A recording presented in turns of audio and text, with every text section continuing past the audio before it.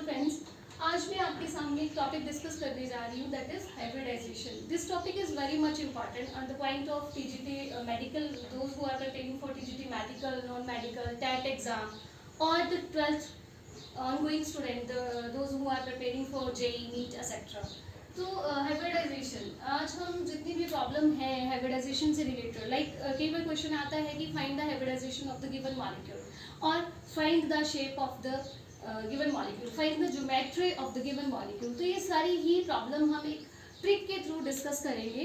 अगर आप इस ट्रिक को समझ लेते हैं अच्छे से तो कोई भी प्रॉब्लम जो होगी हाइब्रिडाइजेशन से रिलेटेड आपको कोई प्रॉब्लम नहीं होगी उसके बारे में. लाइक करना क्या है, जैसे सपोज आपके पास CH4 है. सिंपल से एग्जांपल से शुरू करते हैं. CH4 है और आपको बोला है कि find out its hybridisation, geometry and shape. तो आपने क्या करना है, सबसे पहले आपने कार्बन के बैलेंस इलेक्ट्रॉन देखने हैं. तो कार्बन के बैलेंस इलेक्ट्रॉन सबको पता है कितने होते हैं, 4. हाइड्रोजन कितने हैं, 4 है, और बैलेंस इलेक्ट्रॉन हाइड्रोजन का होता है 1. ठीक है. अब आपने इसको क्या करना है, ऐड कर लेना है. कितना हो गया, 4 और 4, 8 हो गया. अगर आपके पास, इसको सपोज आप क्यों मान लीजिए, क्यों आपने मान लिया कि क्यों अगर आपके पास 8 आता है और लेस देन 8 आता है, लेस देन 8 का मतलब देन आपको क्या करना है, जो भी क्यों की वैल्यू आएगी उसको डिवाइड करना है बाय 2 से. एंड इफ क्यों अगर आपके पास ग्रेटर देन 8 आता है देन आपको डिवाइड करना है 8 से. चलो एक एक एग्जांपल देखते हैं, उसके बाद हम आगे प्रोसीड करते हैं कि आगे हम क्या करेंगे. तो जैसे हमारे पास हमें एक क्वेश्चन हमने ले लिया CH4 मीथेन की, आपने हाइब्रिडाइजेशन भी बतानी है और ज्योमेट्री भी बतानी है, शेप भी बतानी है. तो यहाँ पे आपने 8 लिया. अब 8 है आपके पास, मैंने बोला जब भी इक्वल टू या लेस देन 8 आए तो आपको डिवाइड करना है 2 से. तो जब हमने क्यू को डिवाइड किया 2 से तो हमारे पास आया 4. नाउ 4 मीन्स हमारे पास 4 हाइब्रिड ऑर्बिटल बनते हैं. दैट मीन्स S 4 करने हमें तो P3. That means hybridisation is sp3. इसकी हाइब्रिडाइजेशन आएगी. यहाँ से आप देख सकते हैं sp के लिए कितने हाइब्रिड नंबर कितना आना चाहिए, क्यू की वैल्यू sp के लिए आनी चाहिए 2. अगर क्यू की वैल्यू 3 आती है तो हाइब्रिडाइजेशन इज sp2. क्यू की वैल्यू 4 आती है तो हाइब्रिडाइजेशन होगा आपका sp3. sp3 3 के सारे एटॉमिक ऑर्बिटल यूज हो गए, देन sp3d. क्यू की वैल्यू हो जाएगी 5. sp3d2. क्यू की वैल्यू 6. sp3d3. क्यू की वैल्यू आ गई 7. तो इस तरह से एक और एग्जांपल हम लोग लेते हैं. Suppose we'll take the example of PCl5. Now what happened here? The atomic number of phosphorus is 50 and the valence electron is 5. The valence electron in chlorine, number of chlorine is 5 and valence electron 7. 5 क्यों निकाल रहे हैं हम लोग, 5 plus 35 that is equal to 40 and divided by 8, so it is 5 and the shape is the hybridization is 5 means sp3d2. यहाँ पे अगर हम sp3 हाइब्रिडाइजेशन होती है तो हमारी ज्योमेट्री होती है टेट्राहेड्रल. अगर हमारे पास हाइब्रिडाइजेशन होती sp3d2 तो शेप होती ज्योमेट्री होती trigonal wine pyramid. Now what is the difference between geometry and shape?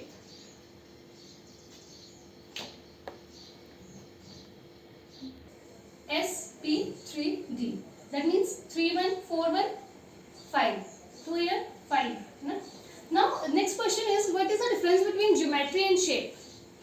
Let us take another example. We'll take the example of SF6 and SF4.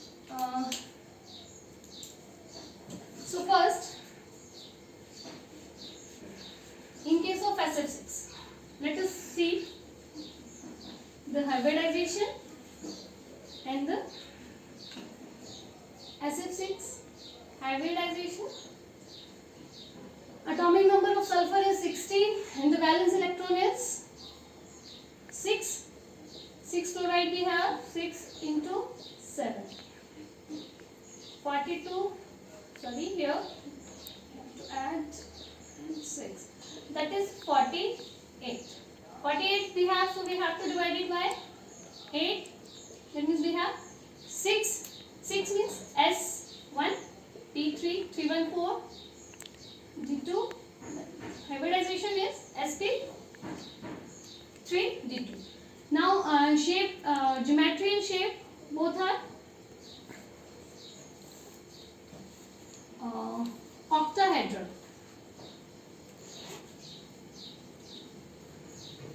Now suppose if we have first we will take to example of SF4. Now what happened?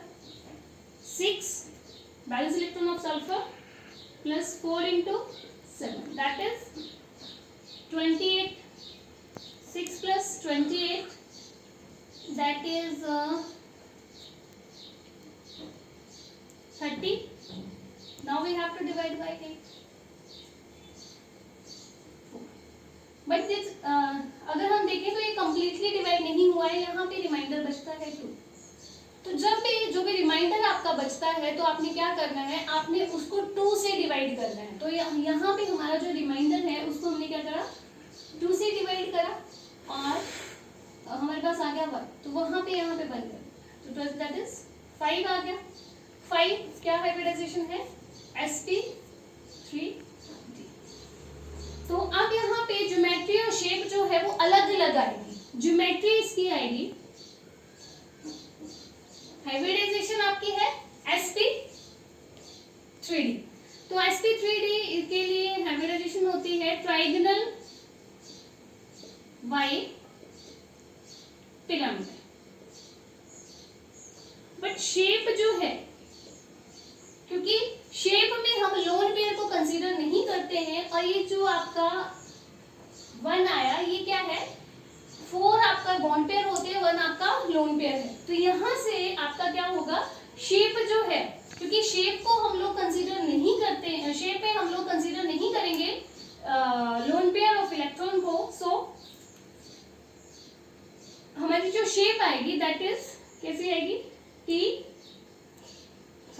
शीशॉ shape आएगी इसकी. इसे S axial position. इसकी जो geometry है basically that is वो क्या है triangular bye pyramidal है बट इसकी जो शेप है दैट इज वो कैसी है सी सो. ठीक है, एक और एग्जांपल देखते हैं. Like we have I3 negative, I3 negative. Now 3 into 7, 1 negative है तो 7 3s are 21 plus and that is equal to 22. Now 22 we have to divide it by 8, 16 and remainder आपका बचा 6. So ये 2 आपका ऑलरेडी आ गया है. 6 divided by 2 तो we have 3. This means 2 bond pair हैं आपके 3 लोन पेयर हैं. हाइब्रिडाइजेशन क्या होगी हाइब्रिडाइजेशन होगी आपकी 3 to 5 दैट इज sp3 3 1 4 1 5. इसकी जो ज्योमेट्री होगी जब भी हाइब्रिडाइजेशन आपकी sp3D2D है सॉरी तो इसकी ज्योमेट्री हमेशा कैसी होगी TBP ट्रायंगुलर बाय पिरामिडल. हमेशा कैसी होगी ट्रायंगुलर बाय पिरामिडल होगी. और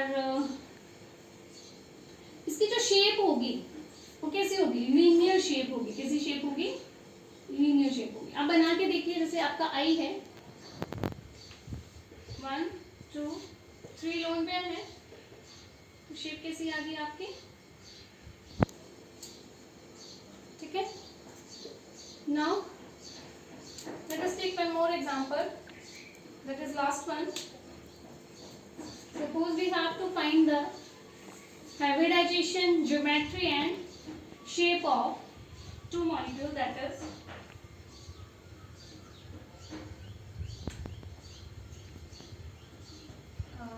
IO4 1 minus and IO4 minus 3. So 7 plus 4 into 6 plus 1 equal to 24 plus 8, that is 30, divided by 8, 4, that is hybridization is sp3. There is no lone pair, so shape is tetrahedral. And here in that case 7 plus 4 into 6 plus 3, 10 plus 24, that is equal to 34 divided by 8, 4, 2, reminder है 2 divided by 2 is equal to 1, 4, 1, that means 4 lone pair है. Hybridization sp3d, 4 lone pair 1 bond pair, geometry होगी pvp and shape is